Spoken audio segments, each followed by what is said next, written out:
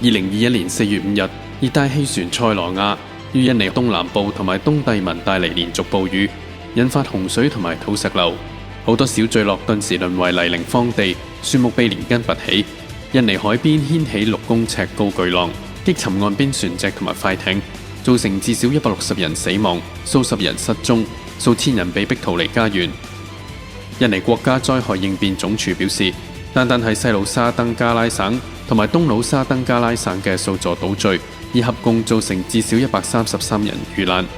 東帝汶政府通報，土石流、突發性洪水同埋倒下嘅樹木喺當地奪走至少27條人命，7000人被迫撤離。首都迪力陷入一片汪洋，總統府前方變成一個泥坑。東邊雷姆巴塔島更有部分村莊被沖下山，直衝到海邊。地方當局擔心有遺體被一齊沖走。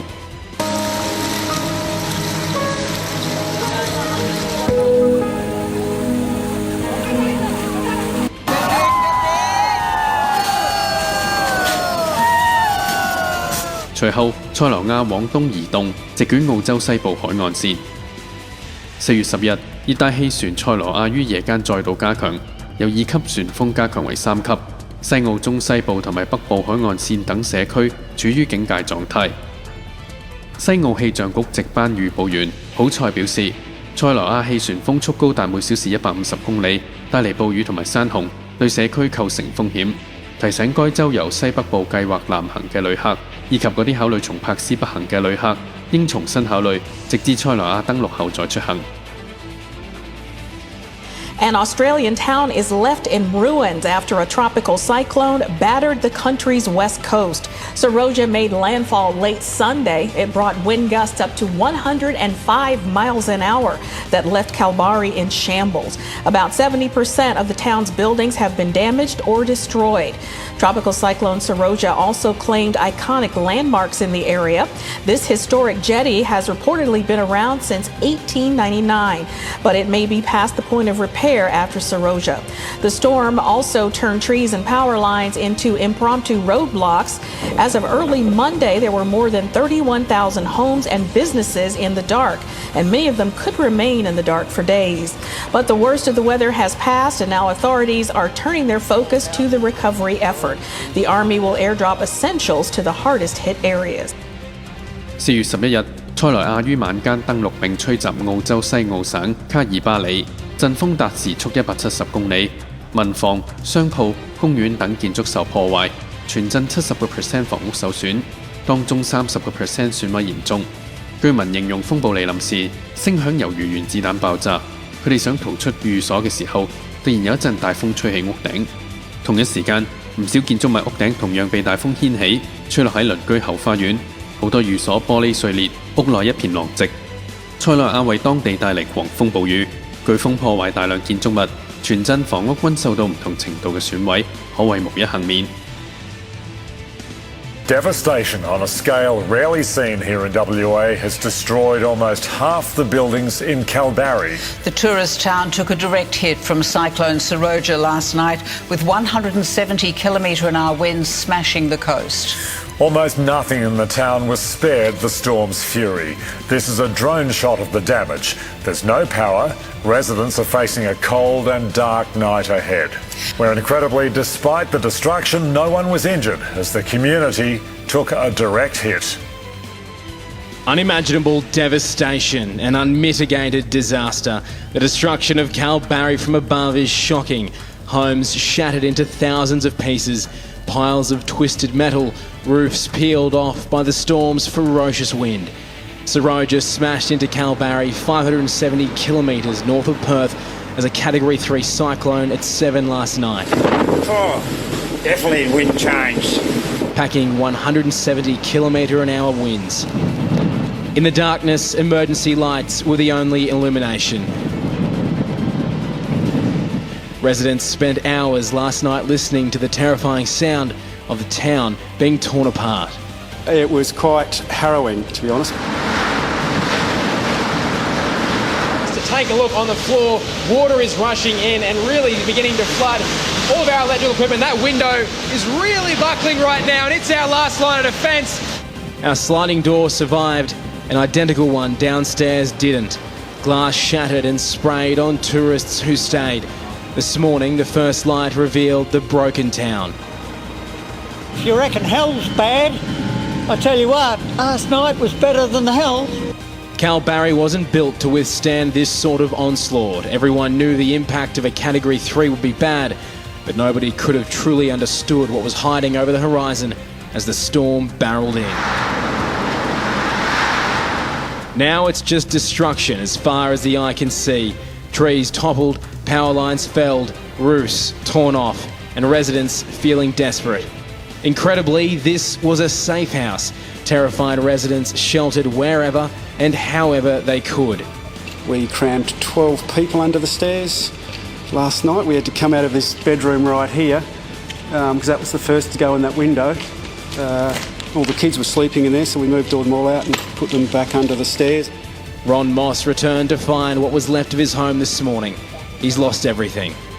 Northampton is one of the oldest towns in the state. Its establishment predates cyclone ratings. This is the evidence. Even more recent structures failed the cyclone test, but the Cross family riding out the storm in their Grey Street rental could have been fatal. Hannah Cross choked back tears as she relived the nightmare with her husband Gregory and their two little boys, Corbin and Cole. Inside the disaster zone, the massive clean-up a job too big for the small tourist town to tackle alone in a rebuild that's expected to take months, even years. 4月22日，台灣面臨大半個世紀73年嚟史上最嚴峻乾旱。全台灣食水告急，21座水庫中11座水庫儲水率喺20% 以下，其中7座更不足10%。台中最大德基水庫儲水量再創歷史新低，僅剩3.7%。而台南嘅白河水庫已歸零，完全乾涸。苗栗、台中等多個縣市需要制水。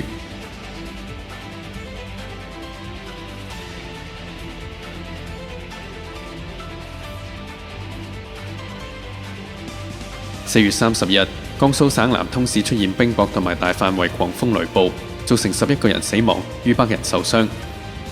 惡劣天氣突然來襲，導致招牌亂飛、樹木倒塌。海門區、通州灣、啟東鎮出現強風，最高達14級。海岸城東鎮同埋大公鎮、通州十總鎮、漁東陽光島等地均出現直徑1至3厘米嘅冰雹。對於冰雹嘅突然來襲，市民完全措手不及，甚至有人事後憶述當時險況，仍心有餘悸。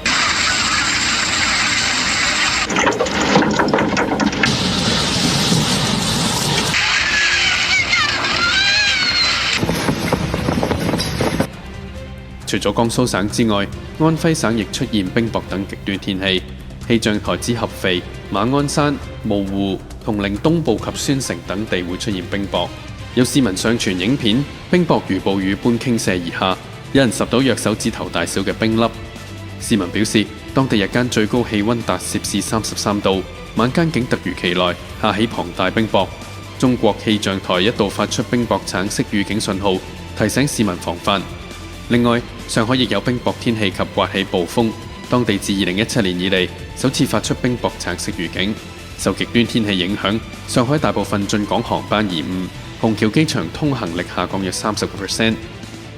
5月3日，廣東陽江驚現海龍捲，保安人員吹哨警告沙灘遊客盡快離開，但係大多旅客均未有理會，仍駐足觀看，甚至舉起手機拍攝。期間，海龍捲突然改變方向，直吹上岸，遊客驚呼逃散，現場雜物橫飛，有人被擊中。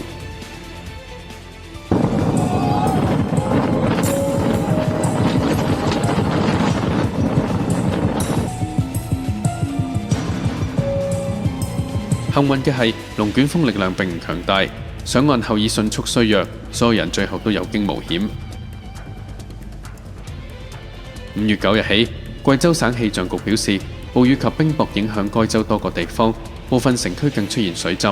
暴雨亦將會持續出現喺中部以東、以南地區。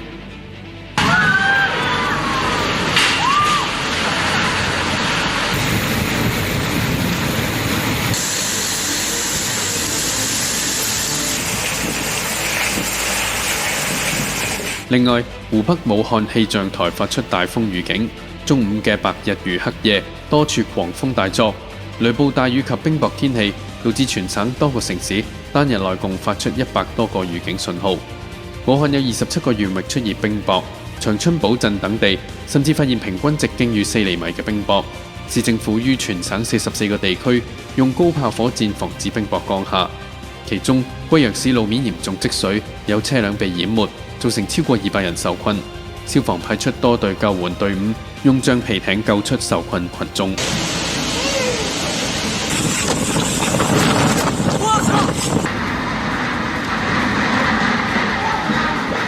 10个人，当心呐！10个人。5月14日，受強對流天氣影響，江蘇多地出現極端天氣。當晚，蘇州市萬象及湖北武漢市蔡甸區均出現千年一遇級數嘅龍捲風，部分工棚倒塌，分別於武漢市造成12死、379人傷，及蘇州市造成至少4死、149傷，多處房屋倒塌。有親歷者向媒體講述，當時佢正喺工廠工作，龍捲風威力最強時間約持續咗10分鐘。佢所在嘅工廠天花板一塊塊往下掉，廠房受損嚴重，多人受傷。當局初步判定為 EF3 級龍捲風，中心最大風力17級，造成局部電力設施、多處房屋受損。災害發生後，各部門全力展開救援，努力恢復供電。受強雷暴雲團影響，位於上海南部嘅青浦、金山、松江、奉賢等地區均出現極端天氣。當中南部松江多地罕見降下大冰雹，中央氣象台發出冰雹橙色預警。上海全市同時掛起雷電黃色、大風黃色、暴雨藍色預警信號。傍晚開始出現雷電、雷雨、大風及短時強降水等強對流天氣，最大累積雨量為39.8毫米。5月15日，中國多地持續受極端天氣影響，中央氣象台發布強對流天氣黃色預警。安徽中南部、江蘇中南部、上海、湖北中東部、湖南中北部、江西北部、浙江北部、貴州中東部、廣西東北部、廣東西北部等地均受影響，部分地區出現8至10級雷暴大風，局部地區甚至會達到11至12級，同時可能伴隨冰雹及局部地區高達100至150毫米雨量。5月17日，印度遭遇近20年嚟最強颱風圖特吹襲，圖特每小時風速達200公里，掠過阿拉伯海，為古吉拉特邦沿岸帶嚟暴雨。古吉拉特邦蒂烏及烏納一帶出現山泥傾瀉，200萬名居民需要轉移至安全地方。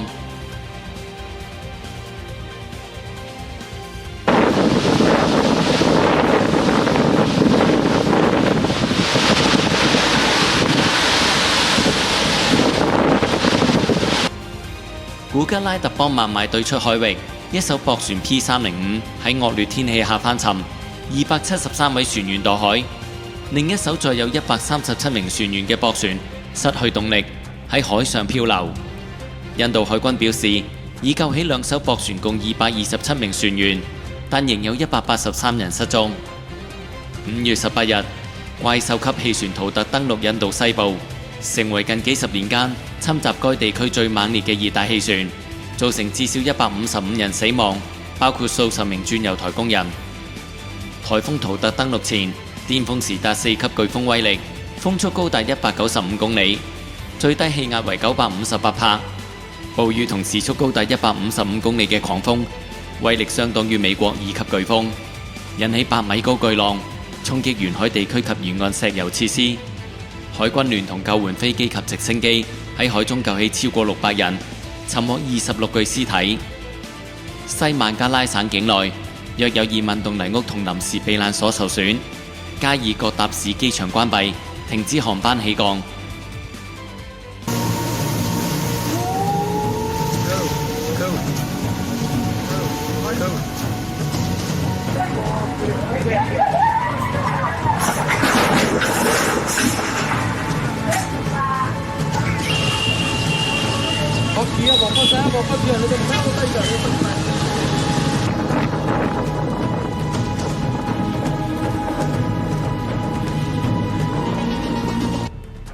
颱風圖特造成至少18人死亡，20萬人喪失家園。惡劣天氣導致沿海多地輸電線路損毀，樹木被連根拔起，部分村莊及建築物均受到不同程度損毀，多個港口同機場被迫臨時關閉。印度政府已派出近100支應急救援隊伍前往各地進行救災工作，海陸空三軍亦處於隨時候命狀態。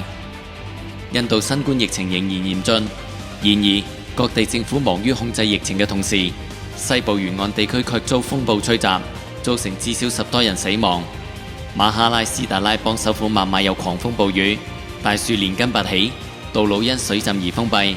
鄰近嘅古吉拉特邦亦需要撤離近15萬人。外界憂慮，當地嘅病毒檢測及注射新冠疫苗計劃會因惡劣天氣而出現阻滯。颱風圖特吹襲印度西部，造成140人死亡及8人失蹤。狂風暴雨造成超過1.6萬間房屋被毀，不少死者係因為房屋或牆壁倒塌而死，估計死亡人數仍會持續上升。5月26日，另一股颱風亞斯吹襲印度東海岸，數百萬沿海居民嚴陣以待，緊急撤離，數千萬人受影響。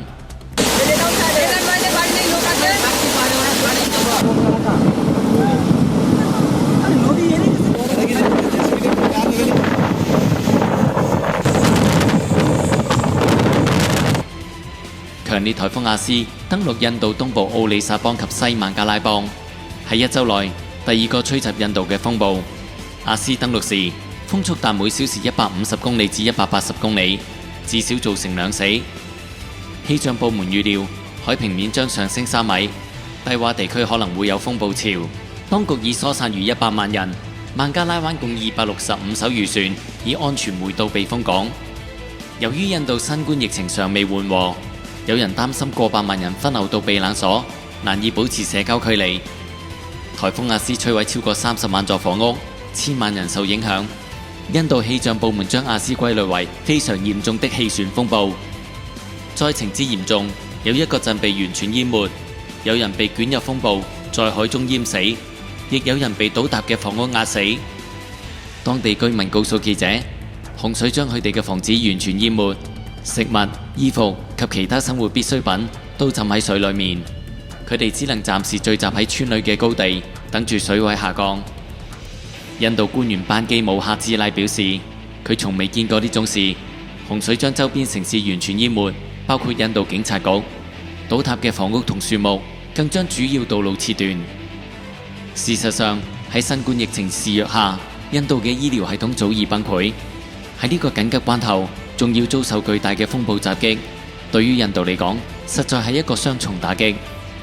有科學家表示，氣候變暖正在影響全球氣候，同時亦在影響海洋，所以北印度洋嘅氣旋先至會變得如此頻繁同嚴重。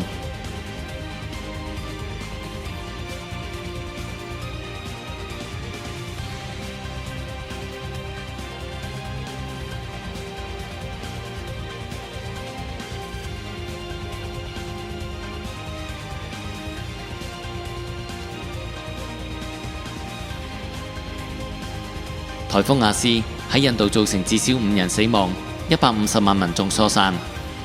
5月23日，甘肅省白銀市舉辦馬拉松8公里越野賽期間，喺景泰縣黃河石林景區高海拔賽段20至31公里處，忽然遇上反常極端天氣，局部地區出現突如其來嘅大冰雹、凍雨同大風等情況，氣溫驟降，導致好多選手不適及體溫急降，部分人失去聯絡。主辦單位終止賽事，省政府派出700多人搜救，但仍無法避免呢一場極端天氣造成21人死亡嘅慘劇。5月31日，新西蘭南島坎特伯雷區因暴雨出現百年一遇嘅洪災，民防部發布罕見嘅紅色暴雨警報，政府宣布該區進入緊急狀態，至少300戶民眾需連夜撤離，軍方出動直升機拯救被困阿什伯頓市嘅居民。一位喺該處生活咗27年嘅居民表示，從未見過好似過去呢幾日如此極端嘅天氣同大範圍洪災。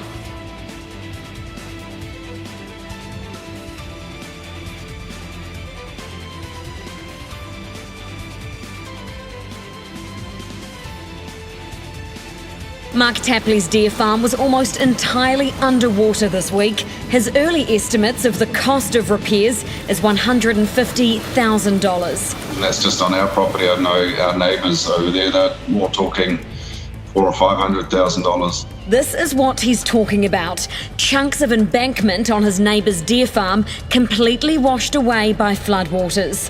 The government's $500,000 funding support package announced yesterday won't go very far to fix this. Yeah, I think, to be honest, that was a bit of a kick in the guts. Farmers who feared the worst in these floods say they feel financially unsupported by the government. Yeah, it's not even going to touch the sides at all. Angela Blair's parents' farm on Mount Summers is completely isolated. Mother Nature ripped through their river bridge. They can't get out, and help can't get in. And with numerous highways still closed in need of serious repair, the delays may not let up anytime soon. 總理傑辛達阿德恩亦飛往坎特伯雷視察災情，喺社交媒體上傳咗一段航拍視頻，畫面顯示坎特伯雷平原被淹沒喺洪水之下，情況令人心痛。佢表示會與當地官員協商，討論如何進行災後重建。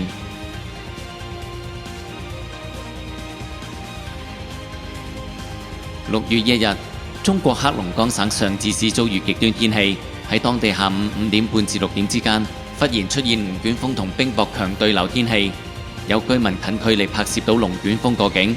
影片中，巨大雲層遮天蔽日，風柱接連天地，龍捲風所到之處皆造成嚴重破壞，喺4個鄉鎮造成1死16傷，逾2000戶停電，多列高鐵停運。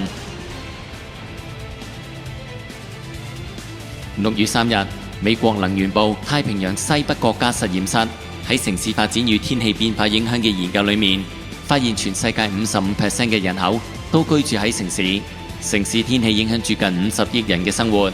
儘管好多人每日都會關注天氣預報，但好多人都覺得預報並唔準確。近年間，反常天氣、乾旱、大風、降雨、冰雹等天氣嘅嚴重程度不斷加劇。呢啲極端天氣不僅嚟得快，且持續時間亦比以往長，甚至連出現嘅頻率亦越嚟越高，深深影響住城市嘅發展。顯而易見，當前全球嘅境況不單疫情一直沒完沒了，與此同時，四處亦出現眾多百年一遇、千年一遇嘅大自然災害，持續威脅全球人類嘅安危。完全明證日華牧師嘅分享，2012信息嘅真實性。全世界經已進入最後啟示錄嘅時代。